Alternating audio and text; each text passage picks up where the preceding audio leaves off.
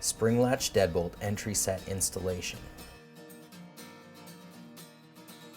Part 1. Door preparation. Mark the door.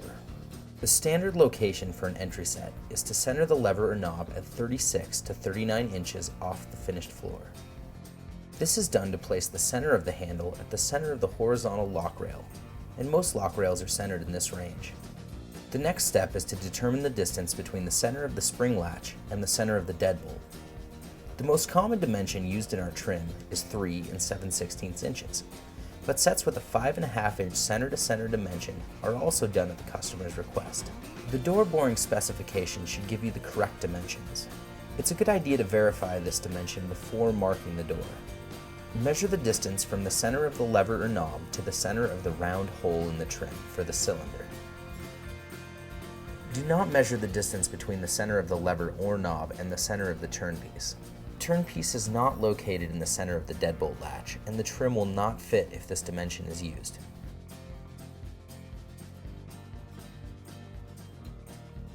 Once the center-to-center dimension between the deadbolt and the spring latch is determined, you can proceed to mark the hole locations.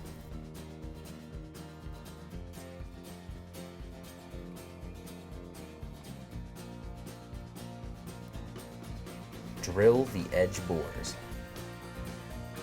Drill the 1-inch edge bore deep enough to accept the spring latch. A 2 3/8 inch backset requires a 3.5 inch deep bore, and the 2 3/4 inch backset requires a 3 7/8 inch deep bore.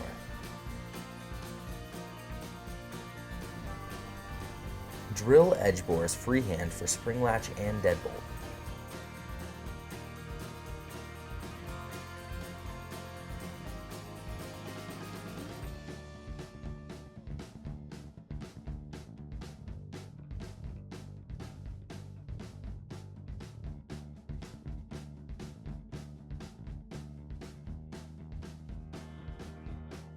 Drill edge bores for spring latch and deadbolt with a boring jig.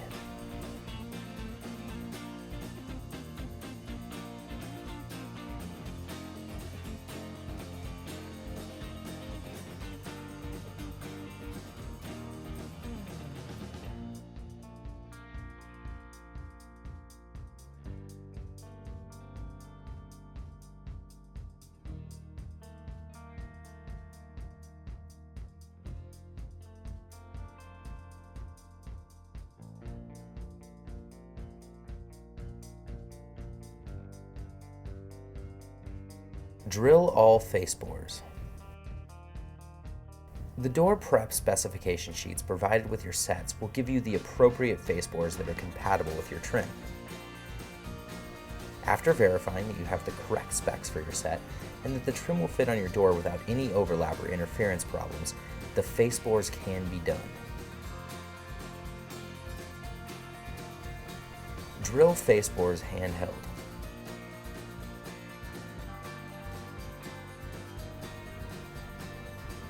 Drilling from both sides of the door to avoid splintering the face is recommended when not using a jig.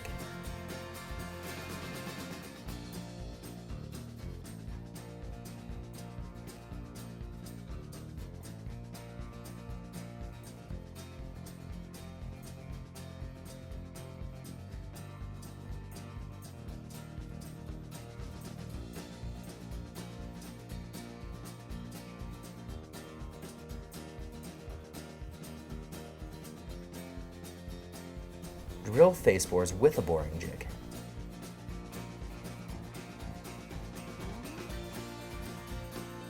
If you are using a boring jig with a blocking ring, the door can be bored all the way from one side.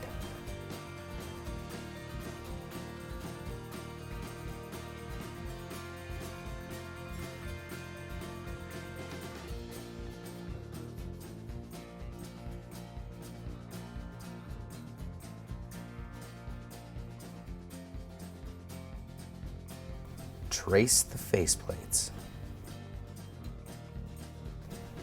Slip the spring latch into the edge bore. Align the face of the latch so it's plumb, square, and located in the center of the door thickness. Trace the outline of the faceplate. Slip the deadbolt into the edge bore. Align the face of the latch so it's plumb, square, and located in the center of the door thickness. Then trace the outline of the faceplate.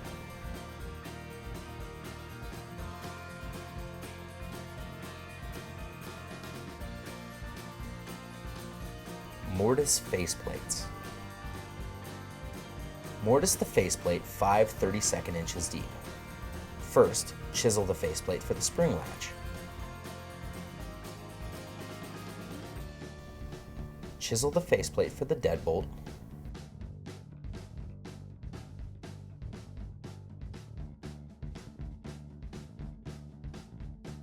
Mortise spring latch faceplate with a router.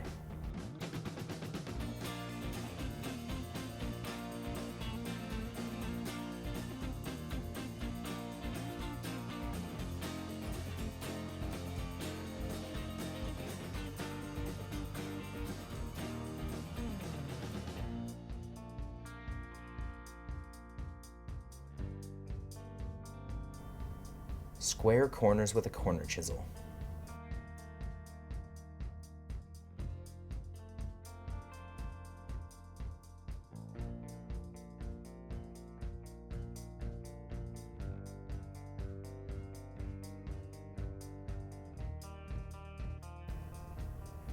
Mortise deadbolt faceplate with a router.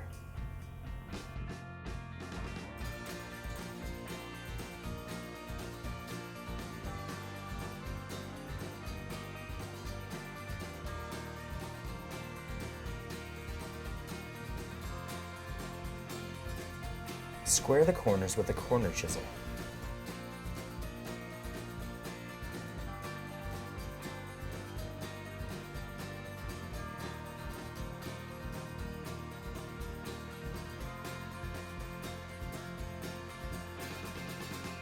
Install spring latch and deadbolt.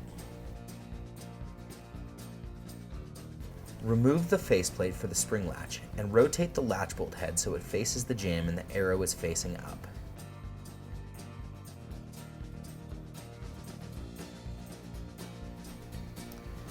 Remove the faceplate for the deadbolt and rotate the latch bolt so that the hub is in the lower portion of the latch bolt and the arrow is facing up.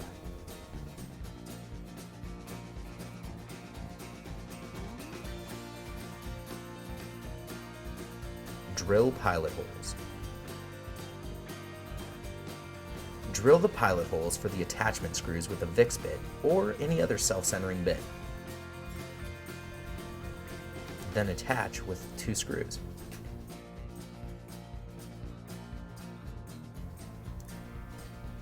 Attach with 2 screws.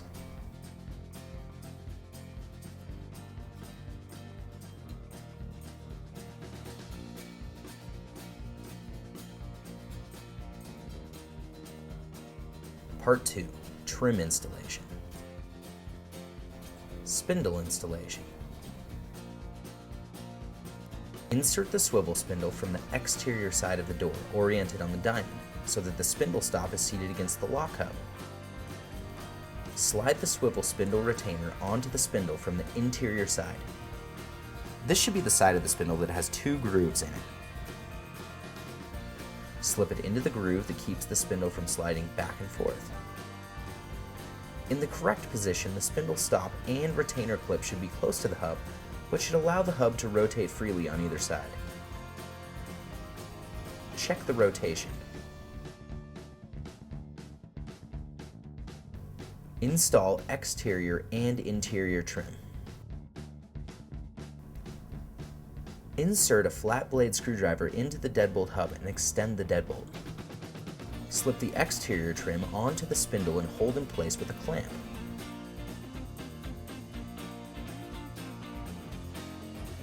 Align the exterior trim so it's plumb and square to the door.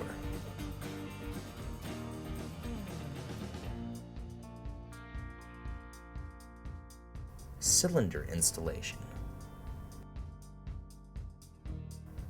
Insert a flat blade screwdriver into the deadbolt hub and extend the deadbolt. Keeping the tailpiece in a vertical position, insert the cylinder through the exterior escutcheon into the deadbolt hub. The key must not be in the cylinder during this procedure. hold the cylinder in place on the door. Mounting plate installation. Place the deadbolt mounting plate on the interior side of the door and attach the cylinder with the 2 long machine screws. Trim machine screws if they are too long.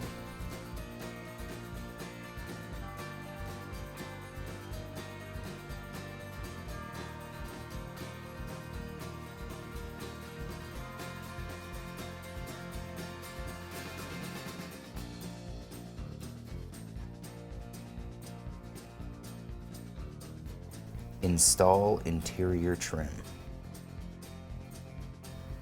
Retract the deadbolt to the open position. Position the turnpiece on the interior scutcheon in a vertical position and slip onto the tailpiece. The tailpiece on the cylinder may have to be trimmed in length. The tailpiece should be long enough to fit into the tailpiece. If it is too long, the turnpiece escutcheon will not lay flat on the door.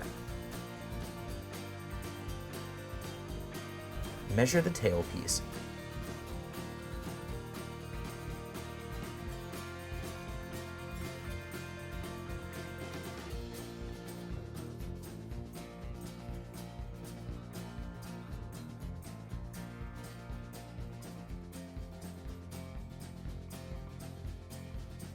Score from both sides with a pair of dikes.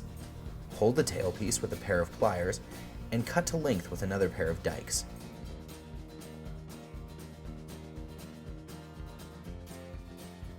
Using only one set of pliers can result in a broken tailpiece. Once you've shortened the tailpiece to fit properly, reinstall the cylinder as you had done before.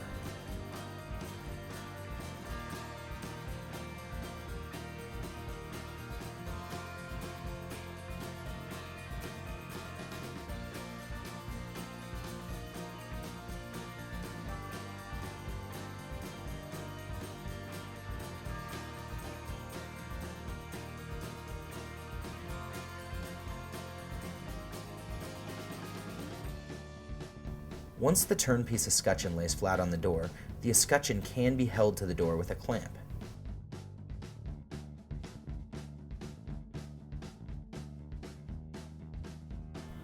The interior and exterior escutcheon should be aligned so that the lever or knob retracts the latch bolt easily and returns to neutral position.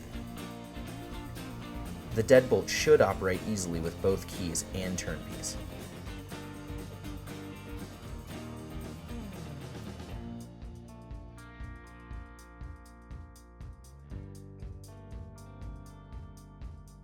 Drill pilot holes. Once the escutcheon has been positioned so that all functions are operating properly, the pilot holes can be drilled with a Vicks bit or any other self-centering bit. Make sure the pilot holes are deep enough for the screws. The escutcheons can be attached permanently to the door.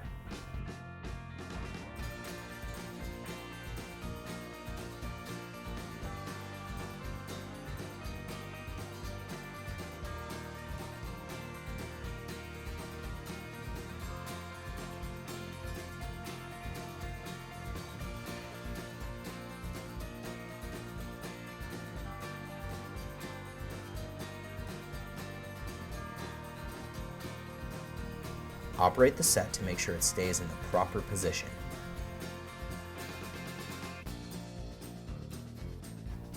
Check operation.